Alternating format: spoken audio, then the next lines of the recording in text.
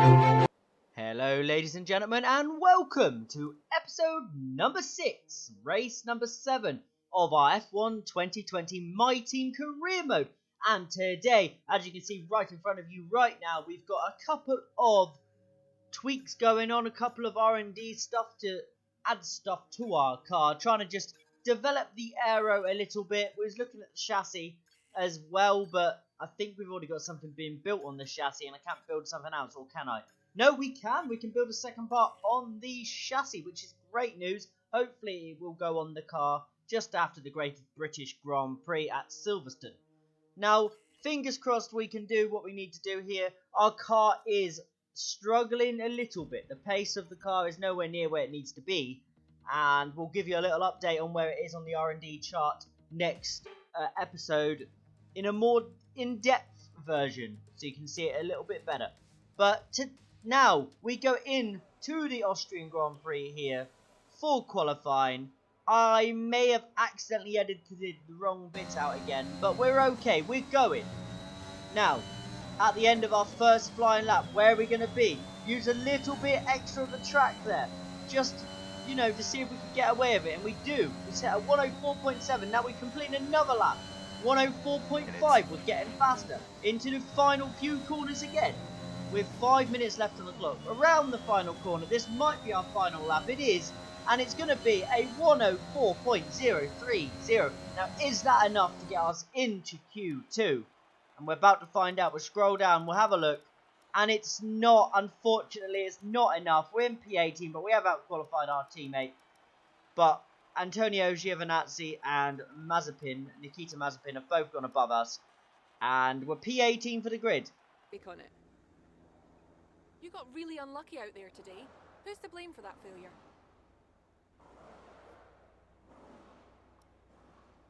How do you feel the competition is for you this season?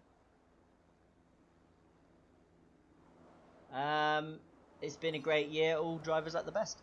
Well, here's hoping they're working hard to find some improvements. We went for a bit of a cocky answer as well, just to see if it helps. This is it then, race day in Spielberg for this year's Austrian Grand Prix. Not long to go before our drivers hurtle off the line and into the first turn, the Niki Lauda curve, as it was renamed in 2019 in memory of one of Formula One's most beloved figures. It's a short lap here in Spielberg with just 10 corners, 7 rights and 3 lefts, making up the total distance of 2.6 miles.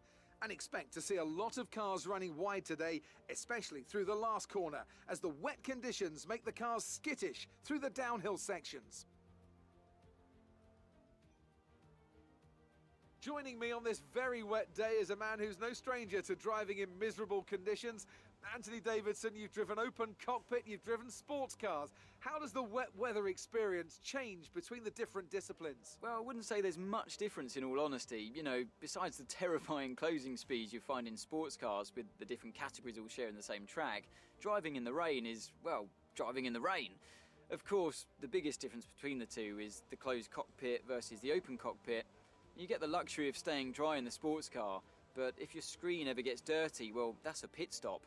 Not just wiping your visor or pulling away a tear off, but most of the time, you know, they're both as miserable as each other, to be honest.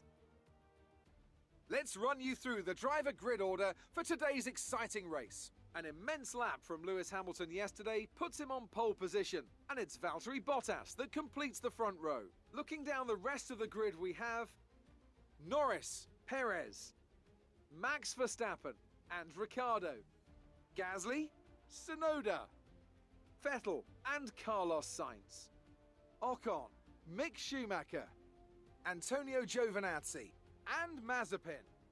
Leclerc, they'll be starting further back after an earlier grid penalty. Baxter, Kimi Raikkonen and Robert Schwartzman.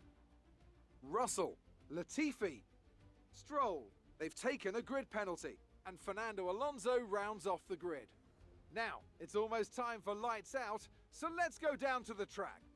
As you can see, there was a few penalties there for a few different drivers.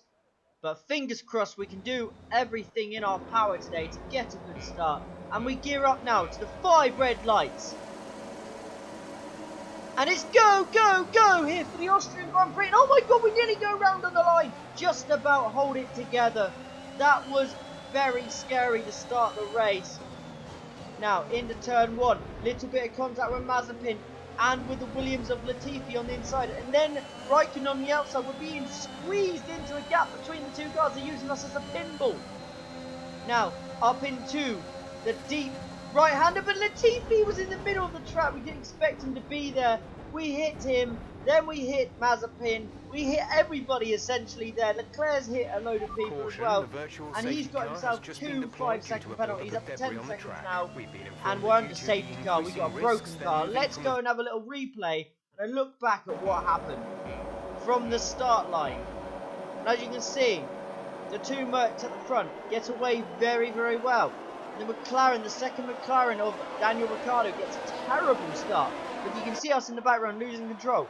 Now into turn 1, we kind of outbrake a few cars, but then there's a Haas blocking us, so we just do our own thing. Now we get sandwiched, as you can see, bouncing between the 2 cars, trying to avoid contact, but getting contact with both of them instead. Now here's the key moment. Try and brake, and you can see Latifi was just where we wanted to be. We collide with him. Mazepin's... the way that Mazepin retired was on the back of Mick Schumacher, his teammate's car. Absolute chaos there into turn 1. Turn 3, sorry, my bad.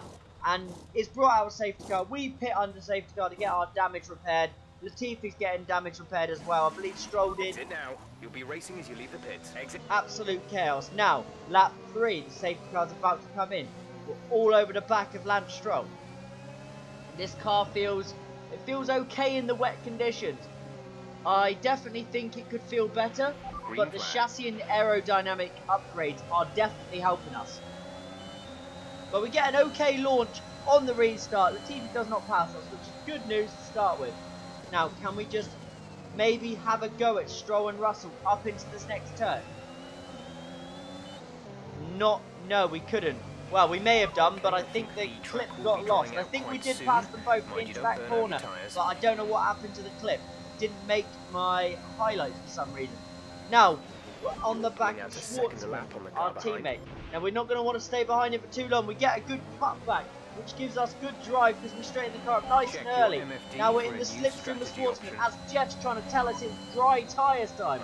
I don't think it's dry tyres time yet. But we just brake a tiny bit later, let the car drift in, and we overtake Schwartzman very forcefully, but we get past our teammate. Next up, Kimi Raikkonen. Can we have a go at Kimi Raikkonen? Now, I don't think the track's dry enough to come in yet. It still looks very, very wet on circuit, but I don't know if any AI will think about it. Looking at the bottom, yeah, one of the Mercedes are in the pits. One of the Mercedes has gone in. I believe Lewis Hamilton, the race leader, is in. And a couple other cars went in that lap. We waited an extra lap and we came in now. Now, where are we going to come out in contention with the cars that we were battling before? Raikkonen, who is behind us. We've jumped Raikkonen in the pits. But Lance Stroll and George Russell get past and Sonoda, so maybe we should have pitted last lap. Now, let's try and get our head down, catch up with them. And there's a yellow flag up above. I don't know what's happened. It looks like an Alpine, and it is. Esteban Ocon's going for a spin on the penultimate corner, so it's not just me spinning there. The AI are doing it as well, but oh no, he had contact with the Red Bull who was going into the pits of Sergio Perez, and there's not a lot he could do about it. And he went around. But it's for Ocon, it's nice and early. You can see us just go flying past there. So now Esteban Ocon trying to wait for himself to get back on the circuit, and does. Now he's down in 21st place. He's going to see if he can do anything. He didn't get any damage from that, which is great news for him as well. Now on the back of George Russell and Schwartzman, we got a bit of a mistake there. So Leclerc goes flying past us because of our little mistake. But then we go for a little dive bomb on Leclerc and Russell. We get them both. 2 overtaken in one turn. Beautiful move. We move on and we now chase down Robert Schwartzman again, our teammate. Can we get a better run through the first turn? We do actually. Schwartzman doesn't really get the acceleration off all the corner speed, and he squeezes us a little bit, which is a bit dangerous when you're squeezing the owner of the team that you drive for into the grass. But we do make the move. We get past him. Next up for us now, Yuki Sonoda. And at this point, the car feels brilliant. Something about this car right now is feeling absolutely superb, and it's just gripped to the track. It feels absolutely amazing. Now, Sonoda and Schumacher right in front of us, battling side by side. Can we have a go? We're thinking about it. We go back for a little clip here to see what was going on between Sonoda and Schumacher. And there's us now, coming along, getting the slipstream of Schumacher. Can we go for another 2-car overtake into this corner? It'll be our third of the race. Second you've seen. Bit forceful, pushes Schumacher off the track. Sonoda in the middle there, but we get them both. We move up the position, but now Charles Leclerc right behind, thinking about having to go at both of them as well. Is he going to do it? He might not be able to do it. Sonoda brakes a lot later, gets back in front of Schumacher. Schumacher tries to hold it around the outside. Mick Schumacher is still there, refuses to give up the position. He's still there. He's going down the inside, and it looks like he's just squeezed Sonoda out, so he keeps P13 for now. Now, Giovinazzi and Lance Stroll, side by side, seeing what they can do up the road.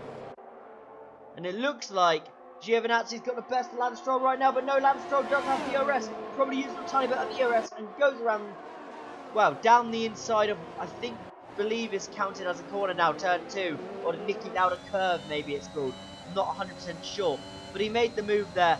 Now, we're coming up behind Giovinazzi to pile on the misery for him. And we go down the inside, nice and easy, tiny bit of contact, but that was because Gio didn't back out the corner. But we make the move stick, we're up another position, but now Esteban Ocon looks like his race has run. His car's looking very, yeah, his car's out. It was looking very slow, and he has retired, he's pulled over to the side. Now, next up for us, Lance Stroll, we've managed to get into the DRS detection zone of him. Can we make this move? Nice and simply. Now, using a bit of slipstream. No ERS at the moment. We've got DRS activated. Just behind him now. The car is feeling pure amazing right now for us. Can we pass Lance Stroll on track? We're thinking about we're using all our ERS and DRS and dive down the inside. And it's a lovely move. We're into the point-paying positions, which I did not expect to say today. We're up in the P10. You can probably tell my voice is slightly going, but that's because I've got a bit of a sore throat. My voice is struggling. But Leclerc's followed us through as well, which is an absolute nightmare. Charles Leclerc is trying to follow us all the way through the grid, and he's going to make our life a living hell.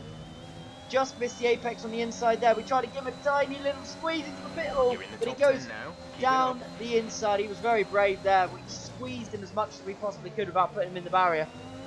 But we now get the DRS because he passed us too early. And we'll repass him going up the Niki Lauda curve. This is what I will call it now because I believe it is that corner. And try and brake a little bit later. Try and run around the outside, and we do so, and we get our position back. And we use the ERS on exit because we know he's going to get DRS, but we've got a better run through there because it's on the wide swooping line. We miss our apex here slightly, tried to come back inside, felt a tiny bit of contact, and it was Charles Leclerc. He went for a gap he shouldn't have gone for. That is a very understeery corner. He went for a move down the inside. Now, classification. Hamilton leads, Bottas second, Norris third, Verstappen fourth, and Pierre Gasly in fifth place, who was pitting as we looked at him. But now we pit for our third, and final pit stop of the race. Is it third? Yeah, because we pitted for a front wing under the wet conditions. So yes, it's our third stop. Now, we're just trying our very best. But oh my god, we're pushing really hard. You can see there on that clip that we nearly went around. And it's given Lance Stroll a hope at maybe passing us. We're trying to use all our ERS now. We've got 90%. We've saved it up. We were not overusing it. And we just about have enough. But can he still go down the inside? We're trying to hold it. Give him a tiny bit of room. But he backs out. Probably the smart move there for Lance Stroll. Now he went for an overtake there. What's he doing? You do not overtake into that corner. That is a single file corner. Lance Stroll's gone for a silly overtake. And I believe he's got damage from it. Because if you switch to the next clip, he's no longer in sight. So I think he picked up damage. But it's at his own fault, to be honest with you. Don't know why he went for that move. But as you can see now, we're worrying. Perez, 9.3 seconds behind us with 9 laps to go. Now it's down to 8.6. He's coming for us very, very fast. 7.5. Look at that gap coming down. Sergio Perez, even though he's behind Schumacher, now 6 seconds. He's catching us by a second per lap. Gap to car in 5.5. It was a bit of a slower lap there for him. 4.7. As you can see, it's getting overcasty again. 3.7 now. At the moment, the We're car just behind us is lapping trying faster our than very us by best around to keep him behind us, but he's just catching, and there's not a lot we can do. He's in a Red Bull car, but if you Okay, look clear. at the mini-map now, Sergio Perez has a problem. He's slowed right down and he's out. Sergio Perez, who was catching us Yellow up, flag. is now out of the race. Next car behind us now, Charles Leclerc. There's Someone's Perez come off on ahead the of you. left. There's a yellow flag Charles Leclerc, ahead. the next car behind us. Hopefully we can keep him there. And we can. He's only 2.5 seconds behind. Just get these final 2 corners right. As cautious as we can be. Around the final corner. And we come around to get a point for Batten GP. Our second points finish of the Okay, pick up season. rubber and bring We it had a home. P8 and now we've got a P10. That pushes our team's tally and our tally up to 5 points. Brilliant result for us. Fernando Alonso gets driver of the day. I believe it should have been us because we went from P18 or P16 to A P10. fantastic team effort to secure victory here in the Styrian Alps. Talk to me, Ant. What was it that set them apart from the competition today? It was a question of right place, right time today. We were looking at an entirely different race before the safety car came out, but they were able to take full advantage after the field had been bunched up.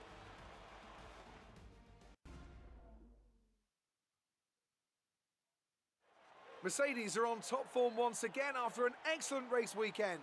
It's great to see them up on that podium once again.